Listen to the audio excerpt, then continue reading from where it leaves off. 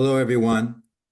We're very close to the tragic and enraging anniversary of October 7th, the worst catastrophe to befall the Jewish people since the Holocaust, and certainly in the modern state of Israel. There's much to deliberate. We'll be having several special sessions, both before, during, and after October 7th to discuss the implications of this strategic challenge to Israel and the Jewish people, as we all feel in our own communities around the world, and certainly in Israel itself. I do want to say that this weekend was a further reminder of the topic, the importance of the topic today, and our speaker today. The challenge of Iran is not only in Gaza and on the Philadelphia corridor and in those 200 tunnels or so underground that connect Egypt and the Gaza Strip, but it's also in Lebanon, where Hezbollah just hit a high-rise today in Nahariya with an entire building full of residents.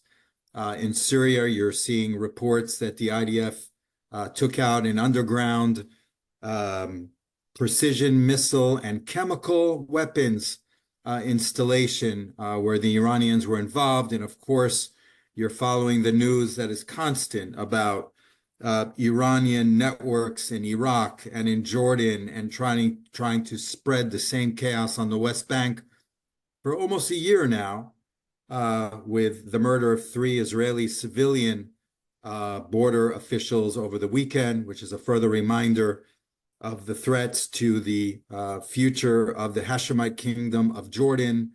And everywhere you look, as we say, above ground, in the air, and underground, you will find the Iranian threat and the Iranian networks and smuggling and explosives and money continuing to threaten and challenge the state of Israel in this 7-front war that we're in now almost a year since October 7th. This is an opportunity to remind all of us, before we go to the topic, that ELNET is really the only leading pro-Israel network in Europe. We have brought to Israel well over 30 delegations at this point since October 7th. We just closed the week with an extraordinary delegation of military, former military, some current military and defense officials that came to Israel from 6 countries, including NATO, from the United States, Canada, Australia, the UK, Romania, and so on. They were given unprecedented access to the Philadelphia corridor. They were in Gaza. They were on the border with Egypt for 4 hours and toured the entire extent of the border. And we're told that every drilling equipment from the state of Israel right now is on that corridor, drilling down to expose those tunnels. This, again, is a further reminder of how important the threat is and how important ELNET's work is. We call on all of our supporters, both potential and actual, to help us complete our campaign for this year, to provide us with the resources so that we can continue bringing these generals to Israel, these members of parliament to Israel, journalists to Israel, editors, heads of think tanks in the ongoing battle for public opinion and for the support that Israel deserves and needs from the world, and certainly from the West, both the United States and Europe. This is the call of our time. So we're asking all of you, and we'll do this again throughout this program, to continue supporting ELNET and to provide us with the resources that we need to continue the work that we do. So without further ado, Mark Sachs is our director in the Southeast. Mark, the floor is yours. Thank you. Thank you, David. And welcome everybody to what I expect to be a very interesting conversation with Behnam Ben Taleblu. For those of you who don't know Behnam has been a senior fellow for over a decade at the Foundation for Defense of Democracies. He focuses on Iranian security and political issues. And prior to his time at FDD, Behnam served at another think tank where he focused on non-proliferation and arms control issues. And on a personal note, I've known Behnam for quite some time now. He and I have had many of these conversations, both in public and in private. So I expect today's conversation to be no different. Before we jump in, I just want to give everybody a sense of how we do this. Behnam and I will have a conversation for a little bit of time, then we'll introduce ELNET's chairman, Tom Flesch, to offer some words, and we'll return back to everybody for question and answers. So Behnam, let's jump right to it. On Wednesday, we are going to commemorate 23 years since 9/11. The world is very different in 2024 than it was in 2001. In 2001, the US was arguably the most capable superpower in the world. In 2001, China was an economic competitor. Today, it's a superpower in its own right and a geopolitical threat to the entire Western alliance. In 2001, Putin was in his second year of elected office. I don't know there were many at the time who would look to the future and see what he would become. In fact, as late as 2012, I remember the administration hoping they could reset relations with Russia. And last but not least, there's Iran. At the time, in 2001, it was a nuisance. Today, it is a geopolitical menace. It is the largest state sponsor of terrorism. It's an existential threat to Israel, the Middle East, and even to Europe. So as you look back over these last 23 years, what are the lessons you think the axis of authoritarians, that is China, Russia, Iran, and North Korea, what have they learned over these past 23 years?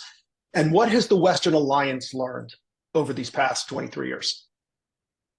Well, it's an excellent question. And first and foremost, let me just say, David, thank you for helping set the scene and making everything possible for today. Mark, it's a real pleasure and honor to share the virtual stage with you again. Personally and professionally, let me just say I'm a big fan of ELNET. Thank you for doing everything that you do. Thank you for organizing this, but thank you for staying in the fight, both before and after October 7th. It's a critical voice that folks back here in Washington, where I live and work, are quite fond of partnering with. And having traveled abroad on this and related issues, your impact is both impressive and much appreciated. So thank you for that opportunity. Now, your question gets really to the heart of the matter here, because prior to 9/11, there was really just this discussion of America as the unipole, the sole source of polarity in the region, the ability to really set the agenda for the international community. States were the only thing that mattered. And then right after 9/11, it became all about a whole series of non-state actors.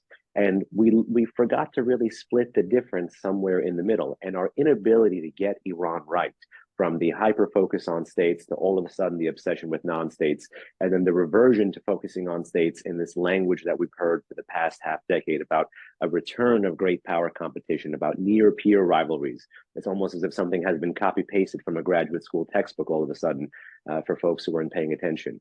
Our inability to get the Iran threat right is really a marker, I think, of our, with immense respect, failures on the counterterrorism front, as well as our inability to deal with these rising regional revisionist powers that are increasingly not necessarily looking alike, but thinking alike and acting alike. I have to say, you use the word that is actually near and dear to my heart, and a word that is cascading in Washington, which is axis of authoritarians. There's obviously Iran, there's Russia and China, which are much above it. There's North Korea, which is somewhere in between. But below this axis is a whole series of sub-state actors, what the regime in Tehran itself calls the axis of resistance.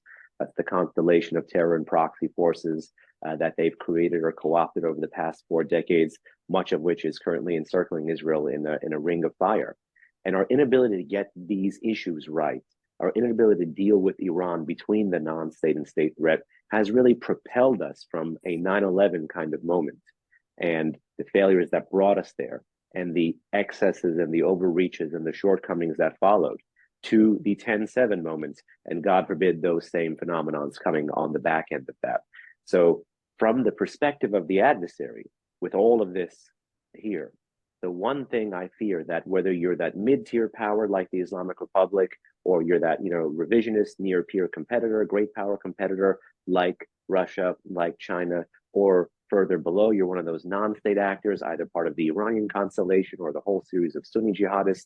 My big fear, my big takeaway is that these actors essentially understand that it is not about, while capabilities matter, it is not about the balance of capability. What they understand is that it is about the balance of resolve. And whether they are killing you in a civilian sense or killing you on the battlefield or striking fear into your hearts or your children's hearts or trying to take a piece of territory that they claim was once theirs, whether they're doing any and all of this dangerous, destabilizing, and revisionist stuff, they are hoping to win the balance of resolve. They are hoping to attrite the West, and in particular, American Israel's will, not just to survive, but will to thrive, the will to stay in the fight, the will to have an interest set that is broader than simply living and breathing. And the fact that you have these different regimes, different peoples converging on this one central truth means that we will have a lot more that we will need to improve on, and quite quickly, to counter them and then to defeat them in the decades ahead. So you brought up a couple of interesting points there, and a number of them we'll get to in just a moment. But one of them was the inability of the West to really understand Iran, and that's something we'll explore in a minute. But I think we underestimate really the strategic brilliance of Khamenei, which too is something I want to explore in just a moment. And before we get there, I want to talk about the JCPOA. I don't want us to, relitigate whether it was, whether it was good or bad, or whether Trump's vacating the JCPOA was in itself good or bad. I think those are far too simplistic for a very complex discussion. What I'm really interested in knowing is what impact, if we lived in an alternative universe, what impact do you think it would have had over the last 3 years? Would it have prevented in any way Iran from assisting Russia in its war in Ukraine? And most recently, I read there's reports that Iran wants to transfer ballistic missiles to Russia. Would it have had any impediment to Iran's participation in Israel's 9/11, 10/7? We see where they are, but where would they have been had the Iran deal been in place? Well, I thought you were going to set up the beginning of a very good joke about an alternate universe, because as you know, I live and work in DC, which in the eyes of many is its own alternate universe. Yeah. And I actually remember I have the scars from all the fights, both with FDD and prior to FDD, about pre-deal, during deal, after deal, about Washington's over-focus and obsession of just the Iran threat, which is much more than nuclear, through that narrow non-proliferation prism, and then again through an even narrower prism of deal or no deal, of fix or nix, of JCPOA good or bad. And as you know, and I've made my opinions and feelings known to you, Mark, over the years, privately and publicly, I'm no fan of the JCPOA. I think it did much more harm than good. I won't get into the relitigation because you very kindly asked for that, but I thought in the honesty and in the full sense of transparency, let me say that. What I have an issue with is this kind of creep to where we are, which is everybody who has a qualm with exactly that which Iran is doing, meaning more centrifuge production, more nuclear engineering, more enrichment, more stockpiling, greater purities of enriched fissile material. All of this stuff was not designed to be solved by the JCPOA. It was at best managed, kicked down the road by the JCPOA for, in principle, a Faustian bargain. Basically 10 years and billions of dollars of sanctions relief, much of which, though not all, was cash up front. The rest came through market access and through unenforced or lapsed oil sanctions. This was essentially the Faustian bargain. We kicked the can down the road in the hope that in the 10 years that this agreement would be in place, you could have a fundamental transformation with Iran, or you would have a fundamental transformation in the West's Iran policy. I think that was an exceptionally naive Faustian bargain to strike. I mean, I will be the first to say in international relations, sometimes you do have to manage problems, not solve them. Sometimes you do have to kick the can down the road. But this entire quest for the JCPOA, the way this deal was structured, the way the relief was structured, all of this stuff, stylistically and substantively, was not akin to kicking the can down the road. It was actually akin to kicking the can at a wall that was nearby and not noticing that that can was about to come barreling back at you at an even greater velocity. So that was the problem with the JCPOA. Now, the real crux or the arc of your question rests on this fundamental assumption, which is, what would Iran's JCPOA adherence be at these different times of crisis? The problem with the JCPOA is that it rewarded the clerical regime in Tehran for adhering to the text of the agreement. Now, There was obviously the agreements. There was the UN resolution that codified the agreements. Iran was violating that UN resolution that codified the agreement since day one. So we know the implications of that, because that UN resolution had an annex, Annex B, that prohibited for a while ballistic missile testing. The regime had launched up until 2020, late 2022, over 200 plus ballistic missiles from its own territory in tests and military operations and whatnot. There was also an arms ban that lapsed in October 2020 at the United Nations, but the regime began to violate that from the get-go. That's how they made the Houthis into this robust military force that they are today. So even while the regime benefited upfront from the JCPOA, it actually began to violate the letter and the spirit of the things that were much broader than it, like the UN resolution that codified it, UN Resolution 2231, since the first day. We also know that on the nuclear file, by retaining the nuclear archive, this regime also, was violating the spirit of the JCPOA as well, because it kept all of its weaponization information on file and in storage. That was the atomic archive that the Israelis bravely foisted out of Iran a few years back in the pre-COVID era. But had Iran been adhering to a 300-kilogram cap on fissile material, that would not have impeded Iran-Russia ties. In fact, Russia was a major partner of the JCPOA. Russia was supposed to play a role in the transformation of the subterranean Fordo facility. We have to understand this. And I say this again with immense respect. Sometimes here in Washington and also in America, I don't mean to use this word in the way that some of the leftist, anti-American, anti-Israeli academics use them often, but we can be a bit ethnocentric in the way we see things. And in so doing, we denude our adversaries of their own agency. We say if Iran is moving towards Russia, it's because we pushed them there, forgetting that the IRGC has been trying to build bridges with China for the past 2.5 decades, that you have a constellation of ultra-hardliners in Tehran who have been making arguments that say, to hell with the West, and even those in Iran who do want to have some political and economic bridges with the West are content with saying, we don't need to transform our authoritarian, repressive Islamist apparatus, but we can simply continue our global terrorism, continue our global assassination, and also do oil deals with them, and also engage in business deals with them. It denudes and forgets about all of this. So if Iran is adhering to a 300-kilogram cap, then sure, it would not have had the multiple bombs worth of enriched uranium that it had on Iranian soil that it does today. But Iran went to highly enriched uranium in the past. Iran learned to make 20%. Uranium enrichment is not linear, it's logarithmic. A country that can do 5%, that can do 20%, can go all the way up to 90%, which is weapons grade. And we just passed the month of August, by the way. I have to tell you, August is the month that the US in World War II dropped those 2 atomic bombs on Japan. Just for the sake of the refresher of the audience, one of those bombs was uranium, one of those bombs was plutonium. The uranium bomb that the US dropped on Japan was reportedly enriched to only 80% purity, so below even weapons grade. Last February, the Islamic Republic of Iran went to 84% purity, briefly, albeit. So in so many senses, the cat is out of the bag. But what I'm trying to say is that the cat was already out of the bag, and the JCPOA would not be a sufficiently constraining scenario.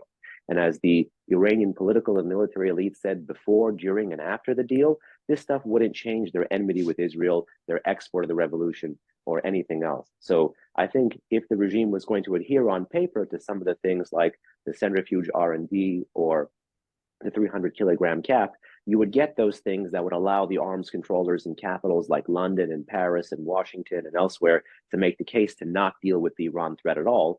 But in so doing, they would again be creating the conditions that brought us to this point, which is the sacrificing of all the other threats on the nuclear on the nuclear altar. And in so doing, I think we would have a fait accompli that would have actually been, in my view, much worse, because had the regime been plugged into the international economy, had the regime been generating millions, if not billions of dollars of trade, you would have not just the robust ballistic missile arsenal that you have today, but you would have one that could more easily be sold. You could have one that could more easily get parts and equipment rather than have the regime have to spend time on illicit procurement and all of these things. You would have more Iranian oil on the market. This would mean more money in the coffers of the clerics in Tehran and an easier way for them to fund terrorism, the likes of which we all saw on October 7th. So philosophically, while the big crux of your question is, would the regime adhere to it?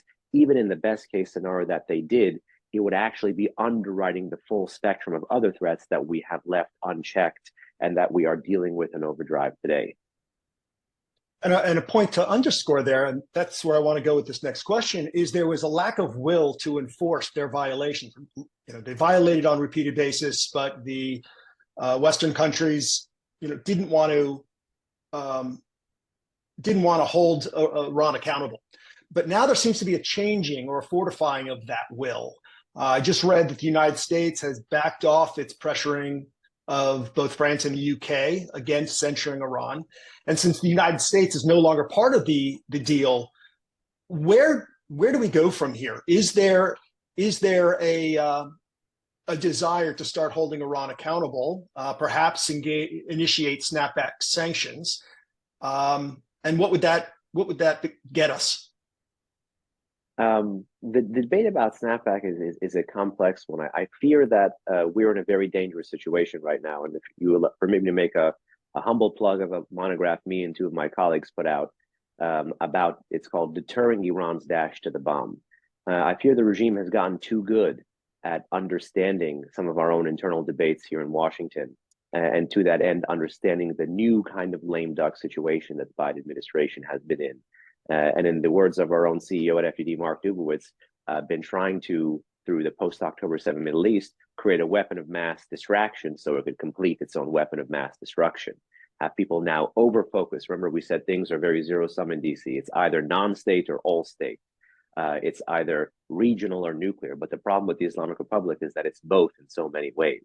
And in the post-October 7 space, there really has been no effort, I would say, to hold the regime accountable for its significant nuclear advances. The best we had was in, I think, late spring, early summer of this year at the International Atomic Energy Agency Board of Governors, a resolution of censure. That's a very diplomatic way to finger wag at a country.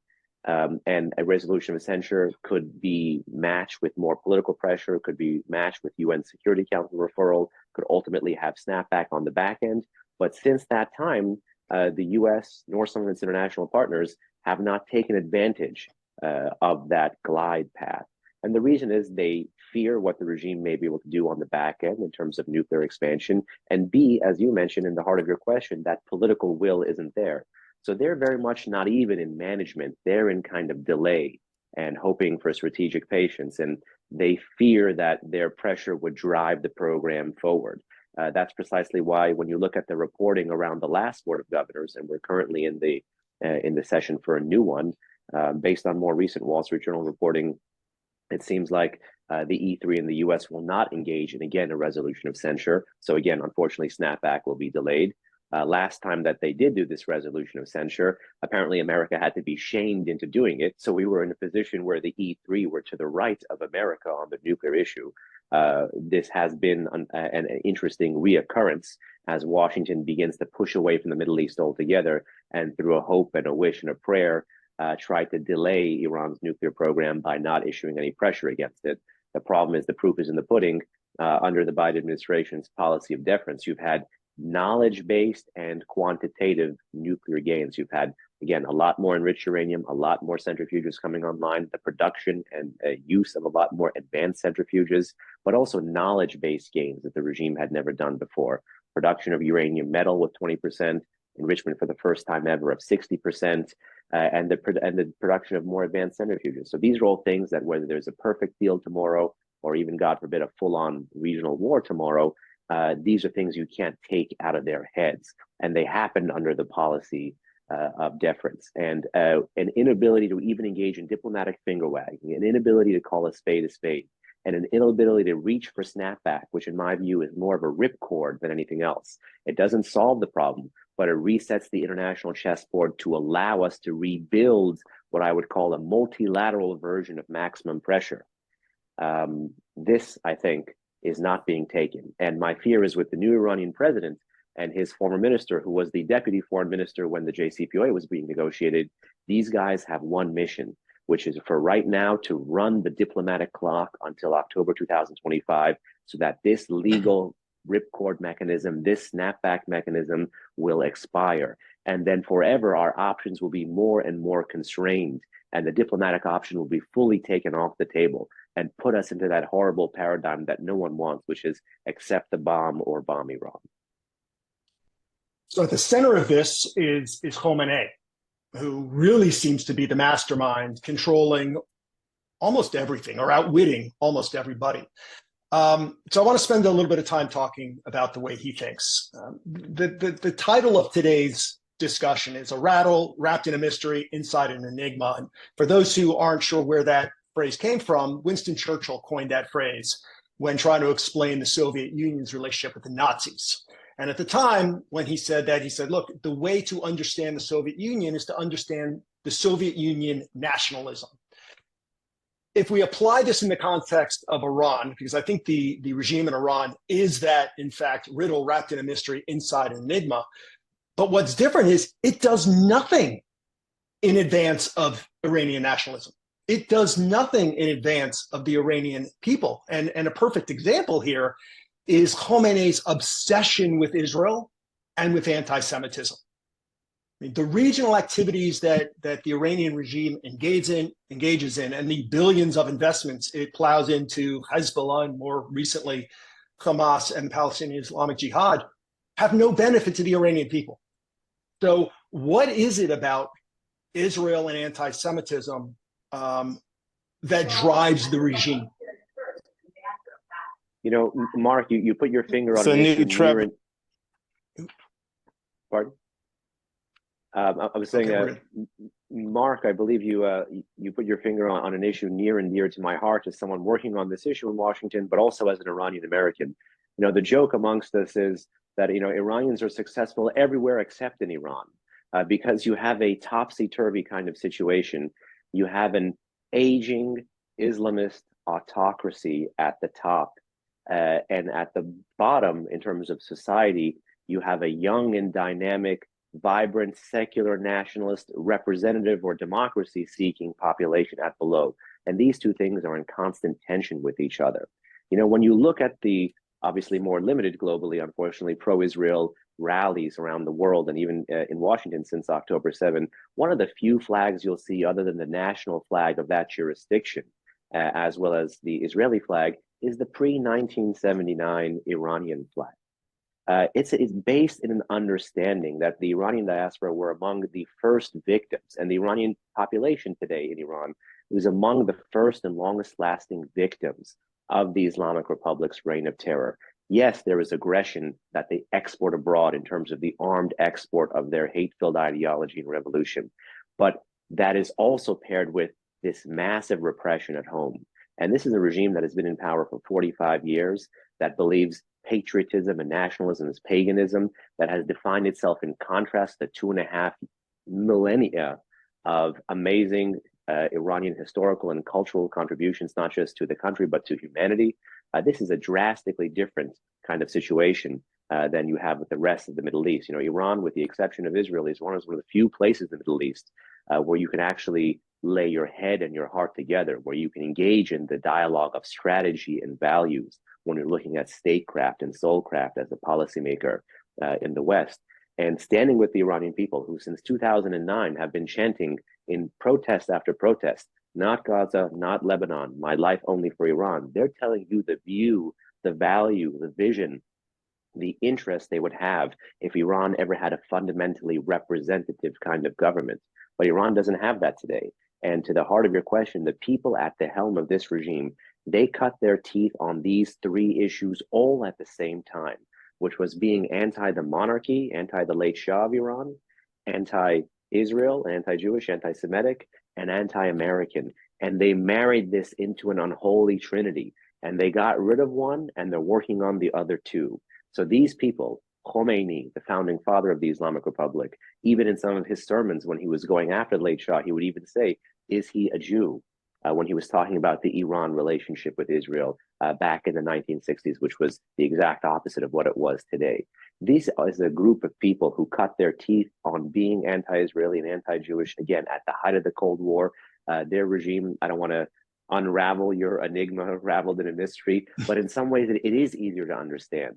It is hate that is harbored through the lens of third world revisionism in an oil-rich autocracy that has taken a perverse interpretation of Islam and tried to globalize it.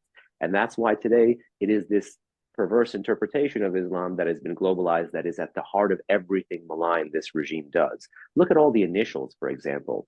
One of the only places that Iran is even there as an initial is the Central Bank of Iran. In terms of everything else, the I in many of these acronyms, the IRGC is not the Iranian Revolutionary Guard Corps. They are not there to protect the Iranian national interest. They are there to protect and propagate the Islamic Revolution. This is inherently something that is transnational, not national. And that is why Iran, for these guys, is merely a vehicle, is merely a platter, is merely something, a medium, a means to be sacrificed on this larger transnational mission. And in this larger transnational mission, they have the destruction of Israel and the destruction of America as their ideational and strategic goals. The difference is these guys pursue it in a way of a death by 1,000 cuts approach. It's not like Nasser during the Cold War with these big speeches and massive interstate wars. This is a steady boom and bust cycle of violence brought to you by terrorism, brought to you by covert activity that begins to bubble up, that is very much akin to the way, the analogy is about the frog being boiled. So these guys mean what they say. They cut their teeth on this issue. They engage in repression at home and aggression abroad. And they had an unholy troika, an unholy trinity driving them. It was anti-Shah, anti-monarchy, anti-Zionism, anti-Judaism, anti-Israel, and anti-Americanism, anti-capitalism, anti-liberal order. And again, they got rid of one, and they believe that since they've been able to get rid of the other two. In preparing for today's conversation, I did a little research, and I found that 60% of the Iranian population is under the age of 35, which means they're younger than Khamenei's entire reign. There are 300,000 Persians or individuals of Persian descent in Germany, and in the diaspora, sort of writ large, particularly in this country, we know very, very successful are the Persian communities. And not only in terms of business, but democracy and science, really successful. And as we turn in a moment to the future, I'll ask you some questions about the role that diaspora, and particularly the young population in Iran, is going to play. But for the moment, I want to stay in the present. On April 13th, Iran, with its proxies, sent 400 aero munitions into Israel. And it was a spectacular failure. 99% of those munitions were taken out. Sadly, a young person did die, but what could have been just catastrophic. And I think that's owed entirely to what was the very successful coordination between the United States, Israel, France, the UK, Cyprus, Jordan, and others. Some called it miraculous, but no doubt it was spectacularly successful. And then on the heels of that, we saw the assassination of Ismail Haniyeh. The Iranian regime said all hellfire was going to rain down on Israel, and everybody waited. I think we're still waiting. The simple response would be, well, the threat of the credible threat of military force was on the table, and Iran backed down. But I get a sense there's a lot more to it than something as simple as that. So why haven't we seen a response from Iran yet? And will we? I hope it's not a question of when, not if. In early August, it really did seem like when, not if. But let's go back to that historical analogy, and I want to really hammer home for the audience how problematic April 13, April 14 is, and why this was history-making, but as some may fear, in the opposite direction. I'm someone who spent 3 years working on a monograph on Iran's ballistic missile arsenal. In my 12 years at FGD, 3 years have been spent just looking at flying tubes, although based on 8 years of research before that. Iran has had the biggest ballistic missile arsenal in the Middle East for almost 2 decades now. They've had quantity, and now they've been working on improving quality. I fear it is still premature for us to take a victory lap based on April 13, April 14. Yes, April 13, April 14 was a major success for integrated air and missile defense, but the regime did telegraph that strike. They did use older variants of its weapons, and based on the social media video that you take a look at, the ballistic missiles that did land, I believe it may have been wreckage actually, wreckage from the fuselage rather than a warhead that struck that young Bedouin girl, Mark. But based on the video that you choose to believe, whether it was 4 warheads or 7 warheads or 9 warheads, this is the debate in the open source kind of analytical community, how many made its way past Israel's layered air and missile defenses in the region to do that exceptionally limited kind of damage. The problem with this analogy is that, as former Iranian President Rafsanjani said in the early 2000s, they believe in Tehran that Israel is a one-bomb state. So even landing either 4 or 7 or 9 out of 100 ballistic missiles, even with the failure rate of 50% that the US military said, so 4, 7, or 9 out of 50 when initially they wanted 100 to land, that, in my view, is still unacceptable. And what's more than unacceptable is that in the first 4 months of 2024, the Islamic Republic attacked overtly, directly, and kinetically from its own territory 2 nuclear-armed nations and kind of limped along and lived to tell the tale. So we are nowhere near the restoration of deterrence, which is primarily psychological. It's not technical. When President Biden told Prime Minister Netanyahu to take the win, he was doing it based on the technical success of integrated air and missile defense.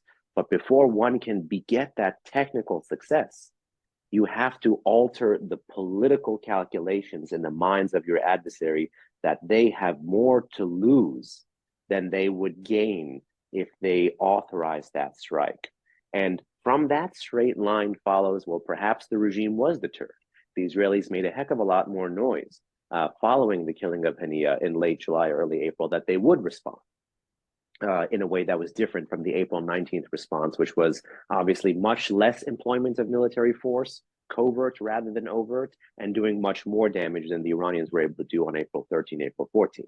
But the Israelis basically signaled that they could go much bigger, much bolder than the April 19th military strike.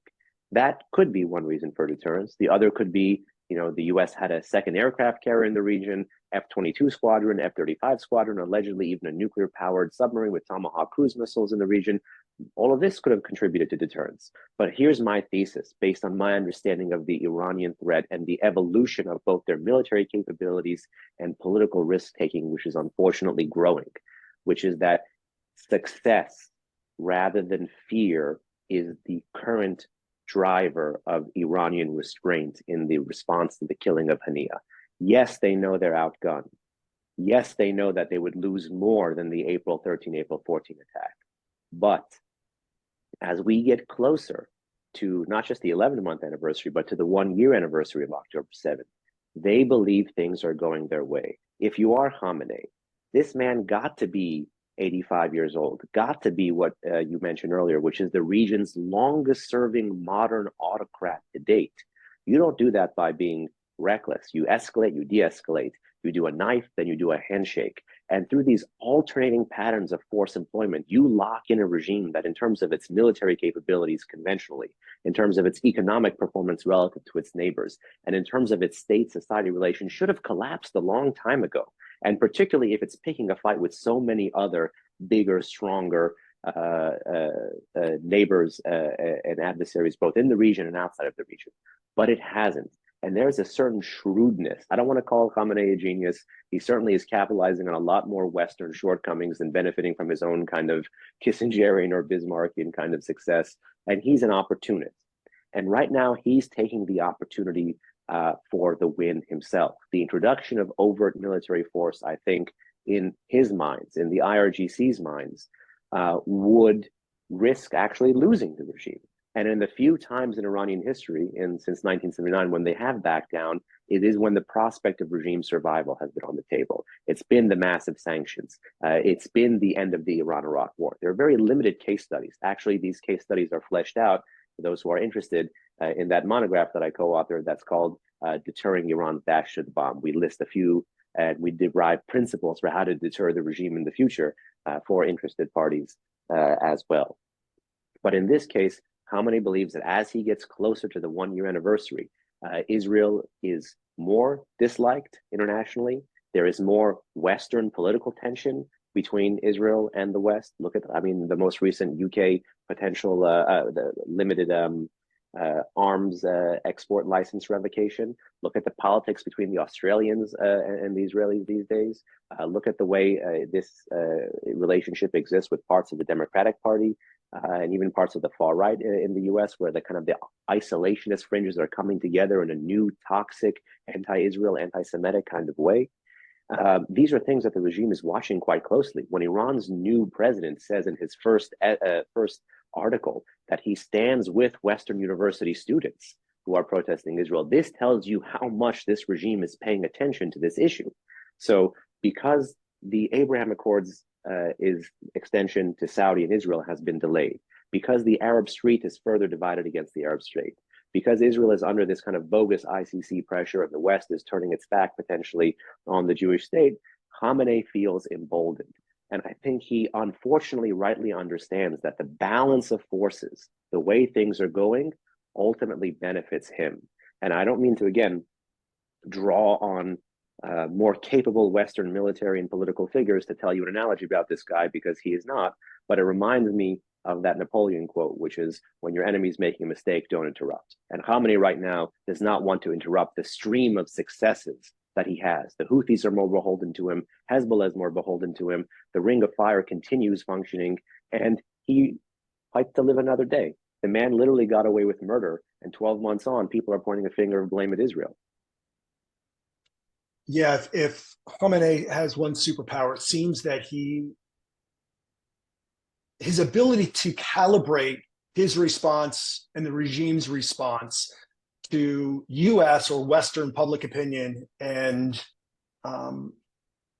Western leaders' sort of risk-return valuations. He seems to measure that quite well in his decision-making. Let's turn to the future now for a moment. As you said, Khamenei is 85, he's ruled for 35 years. He's not in great health, so he's probably not long for this earth. It seems to me that there are three potential outcomes. One is you maintain the clerical regime, which is a little hard to fathom, considering I can't imagine there's another cleric who has the gravitas that he would have after ruling for 35 years. But we have a potential clerical regime that continues. Two, the IRGC steps in and it becomes somewhat of a corporate military enterprise that focuses more on Iranian nationalism than advancing a radical ideology. And the third one is that the people somehow obtain control. So this goes to my suggestion earlier about the diaspora. What strategies, what tactics should the Western alliance be applying now? Because we don't know when Khamenei is going to go. It could be tomorrow, it could be 5 years from now. What are the strategies and tactics that the Western alliance must be considering and employing now to ensure that what happens next is beneficial to the Western alliance and to the Iranian people? This is something, too, that is near and dear to my heart, because we all have a vested interest, not just the Iranian civilians in that country, not just the diaspora, not just policymakers in Washington or Jerusalem or elsewhere, but we all, I would say the civilized world, have a vested interest in making sure that out of the outcomes that you mentioned, Mark, only outcome 3 should be the acceptable outcome, and only outcome 3 should be the one that we push for. And the clarity that some of our friends and allies, both in the States and abroad, have had in the post-October 7 Middle East, where they're finally able to connect the dots between patron and proxy, where they're finally able to see that the head of the octopus versus the tentacles of the octopus is the more lethal issue that we have to deal with. That the return address to many of these issues is Tehran. It does open the space, it does create some political oxygen to have a conversation about two words that you can't really say, unfortunately, until recently in polite company in Washington, which is regime change. Until you have a fundamental change in the regime in Tehran, you will not get the behavior change that you so rightly seek. This is really the heart of the matter.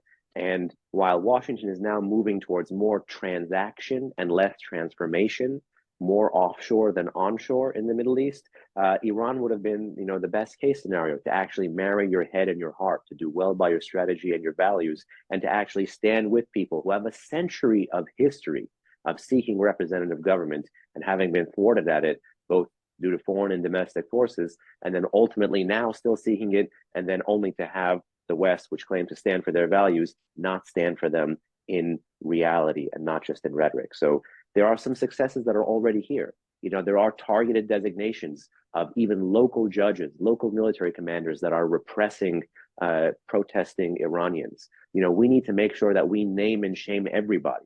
This is something Australia can do, Canada can do, New Zealand, the EU, every jurisdiction that has human rights sanctions.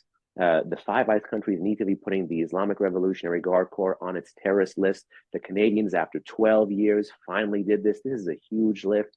The UK should do this. The EU should do this.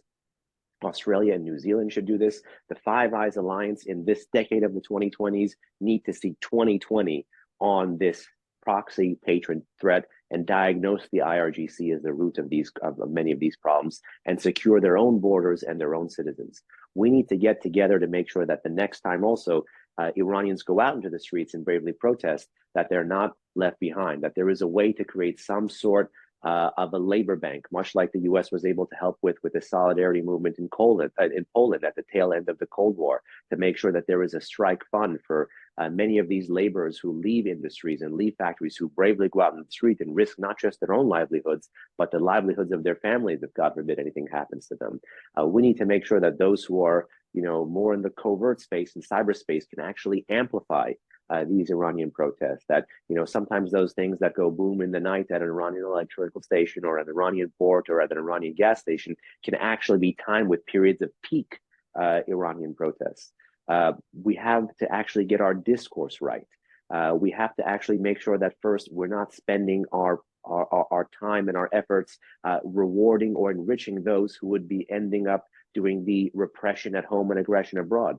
It makes no sense to keep waivers going to this regime. It makes no sense to keep cash transfers going. It makes no sense to have a policy of turning a blind eye to the regional, domestic, and nuclear escalation that has been going on. So we need to philosophically reset the chessboard. We need to stand with the Iranian people in practice and not just in principle. And to this end, FDD has put out, actually partnered with an Iranian American organization, a plan called Maximum Support, which is a whole series of ancillary, domestically rooted things the U.S. can be doing to marry up with a maximum pressure strategy, so that you have maximum pressure on the regime to constrain and contain and roll back the clerical regime's repressive apparatus and aggressive apparatus, and at the same time, maximum support to give wind beneath the wings of the next generation of the bravest and best who are going to be risking their lives coming out onto the streets in Iran. And this is not something the West is foisting onto the Iranian population.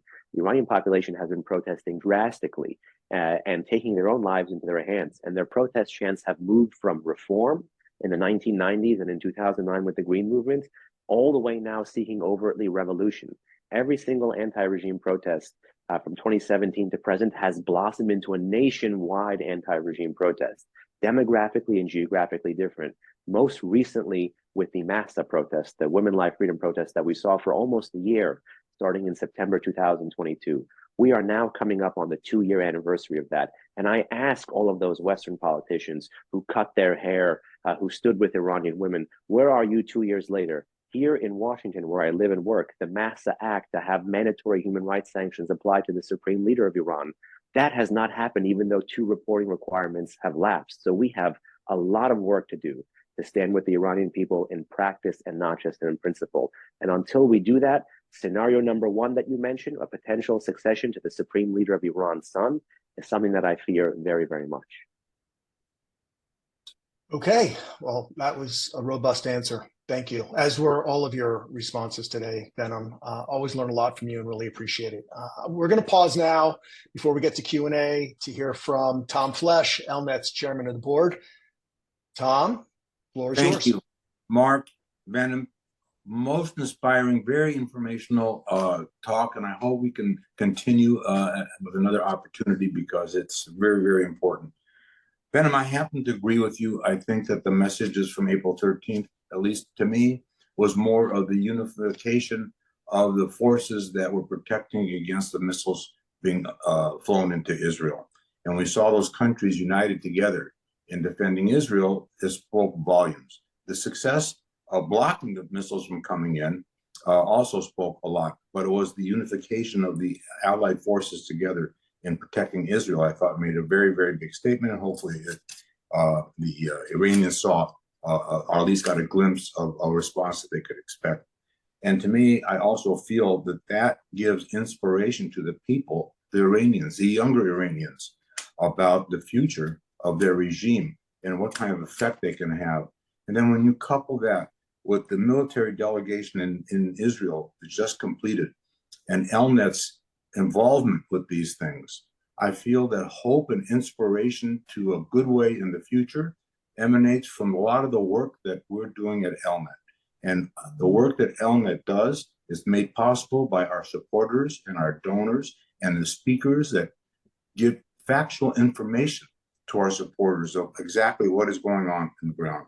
But all these things come at a great cost, and the costs keep escalating. The needs keep on escalating. And we're so thankful to our donors for making this possible. And I want to just remind you, please, you can tune in, you can go to our website and make a donation. And I'm just asking you, please do so. Don't hesitate. Do it right now. And the need is great. The military delegation that just completed their tour into Gaza, into the tunnels, everything made possible by ELNET, hopefully is going to have a very, very big impact when they go back and report to their countries of what they saw and their opinions of what's going on with real facts of what's going there. And so I thank all of our supporters. Behnam, I look forward to hearing from you more. I looked you up. I know who you are. I looked you up before this. Your resume is very impressive, the work that you've been doing for so many years. And it's so nice that you're able to share a lot of your wisdom with us. And thank you. And Mark, thank you for being a good moderator. Appreciate it. Thank you, Tom. Well, I have to say, Behnam, we have a lot of questions in the queue. Unfortunately, we won't be able to get to all of them. But the first one is Jeff Donfeld. So, Jeff, the floor is yours to ask your question.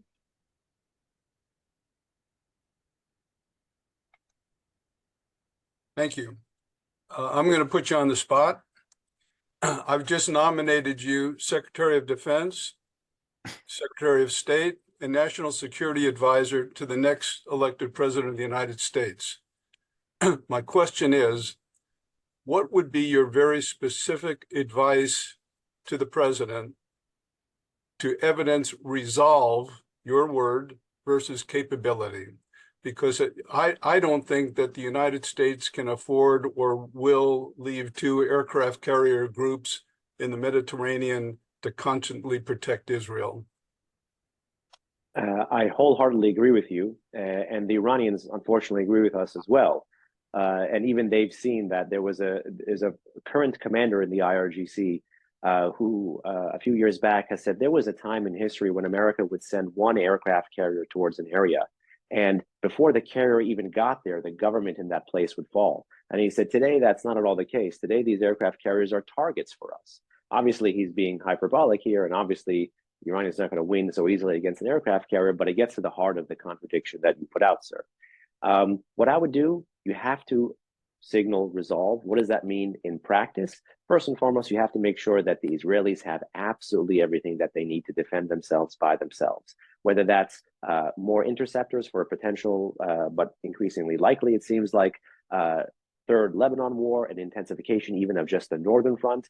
The politics of the arms issue, arms resupply, arms sales with the Israelis cannot afford to be so magnified. The more magnified it is, the more the Iranians will doubt a resolve. So one, you want to make sure the Israelis have everything they need to defend themselves, a minimum on the defensive side, make sure they have all of the interceptors. On the offensive side, you want to make sure they have the KC-46 refuelers. Even if the contracts are not there yet, you can potentially find ways to loan them. FDD has actually put out specific proposals about this, about how to expedite or even begin the loan process, much like the way the Americans loaned, I believe, the Israelis, the Iron Dome batteries that they had initially taken back a few years back. And again, FDD has put some work into this idea, and that actually exists in the Deterring Iran's Dash to the Bomb monograph.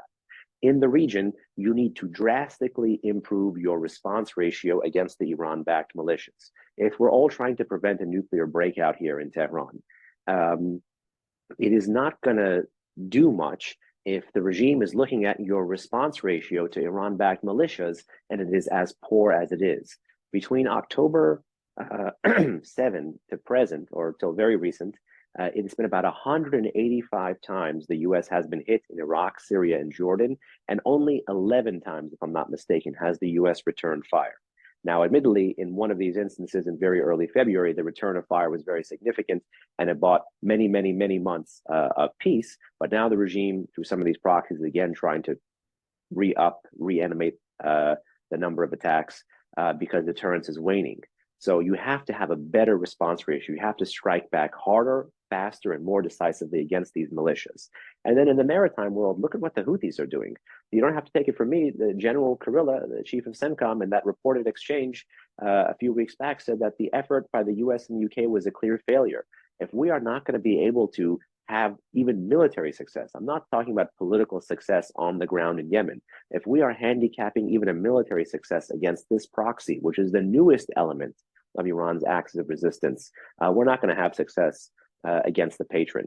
And then ultimately, you're going to want to keep the pressure on Iran's nuclear program alive through a whole series of activities that we call shaping exercises. And while, yes, it is true that the regime does respond to pressure with pressure of its own sometimes, hypothetically, you blow up one thing, they're going to respond by blowing up something else. You do one cyber attack, they're going to do a cyber attack as well. But you have to be able to show a willingness to ratchet up over time such that they won't be able to race you. So I would say more cyber stuff on the nuclear command and control, the military infrastructure at home, in Iranian territory on the covert front, and the regional front, a real pushback against the proxies in Iraq and Syria, earlier, quicker, faster, harder. And then with the Houthis, a real campaign to support freedom of navigations in the Red Sea. And then vis-a-vis the Israelis, make sure they have what they need on the defense side and on the offense side. And that, again, once you've established that, that allows you to use political means, not military means, to get the ends that you want. But with the absence of any of these forces, we're going to muddle through along just the way we've been doing, which is to slowly atrophy. I'm going to sneak in one last question here because we are getting close to the 1 p.m. witching hour, and that's Barry Mogul. So Barry, the floor is yours to ask your question.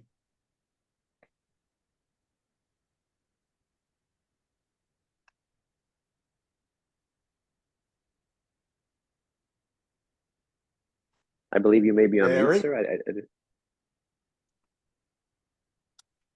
Can't hear you, Barry. Is there a way we can unmute Barry? There we Perhaps. go. Thank you. I There thought he I was is. muted by the system. Thanks. I see this as a test from God because it's been going on for so many months and it's expanded globally, and it's Speaker, you told us it was topsy-turvy world here, and it is here globally, not just in Iran, not just in any one country. It's global.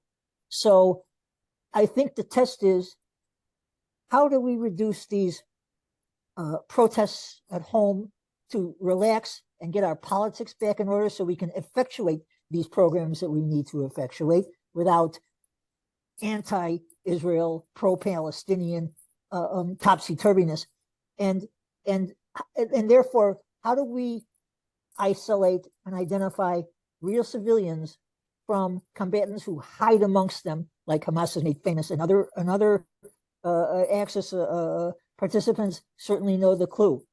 So, how do we isolate the good guys from the bad, if you'll excuse the old expression, and get the world back in focus about who's democratic and Western here, and who is terrorist and power hungry, and how do we get this back in order? So, any thoughts about this? Good question, Barry. So, Behnam, that's a rather large question for you to handle. So on this note, let's distill it down to, there seems to be good forces and bad forces. Certainly Iran is a malevolent actor in this and fomenting this. I think you've addressed it a little bit, but on the closing note, what do you think we as a Western society need to focus on to quiet Iran's influence in stoking these flames? Well, even there's a lot there. I mean, I'd be happy to continue the conversation, Barry, offline or in a potential 2.0. Persian Trump said Persians are the best negotiators. Look, I just won myself a second ELNET appearance.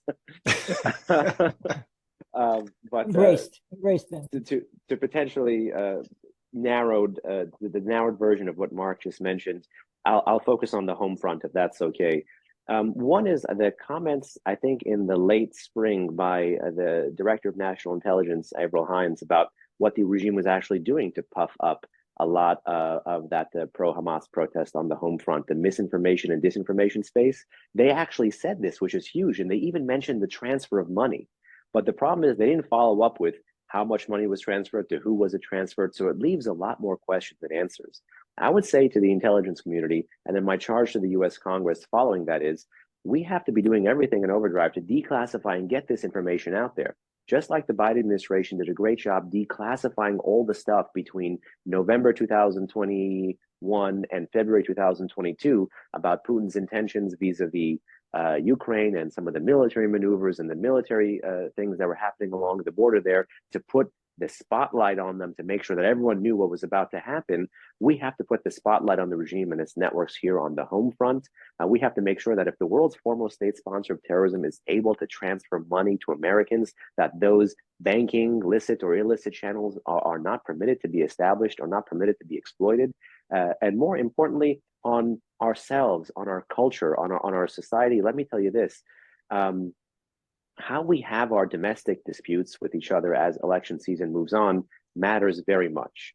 The websites that you use, the discourse that you use, Mark has heard me wax poetic about this over the years, so forgive me if this is a tautology, but we have to adjudicate our domestic disputes with one another in a way that do not become on-ramps for Xi or Putin or Khamenei or for the Kim regime to exploit.